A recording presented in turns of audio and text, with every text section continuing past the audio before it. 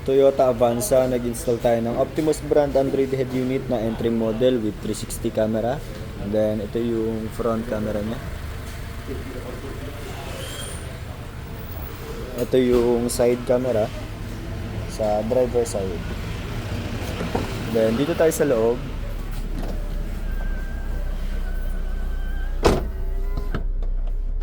Okay, ito yung Optimus brand Android head unit na entry model, 464 9 inches.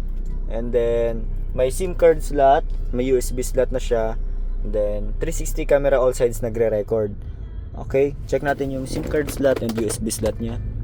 Okay, ito yung SIM slot niya, ito yung advantage ng entry model natin. Meron siyang sariling SIM card slot, so no need na mag-rely sa mobile phone at hindi na siya aagaw pa or magko-consume ng internet from your mobile phone na dahil meron na siyang sariling internet access.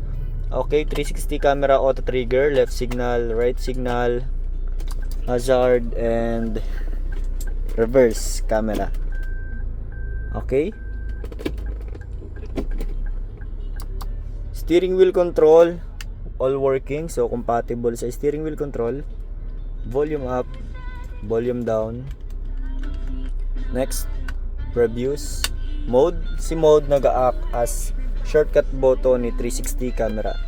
Okay, wireless CarPlay and Android Auto meron na rin siya. List of application na meron: Google Assistant, Netflix, Spotify, Waze, YouTube, and Google Play Store. Okay, meron ding maps, Google and Chrome. May cooling fan control, may automatic mode and manual mode, may equalizer, bass enhancement, and fader and balance. Okay, flip ko lang na pindot. Okay.